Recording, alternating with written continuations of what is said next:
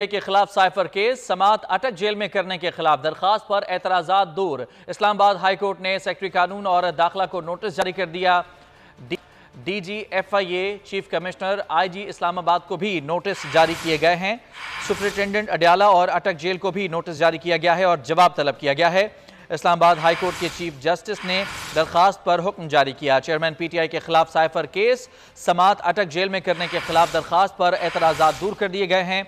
Islamabad high court ने secretary कानून और दाखिला को नोटिस जारी किए हैं।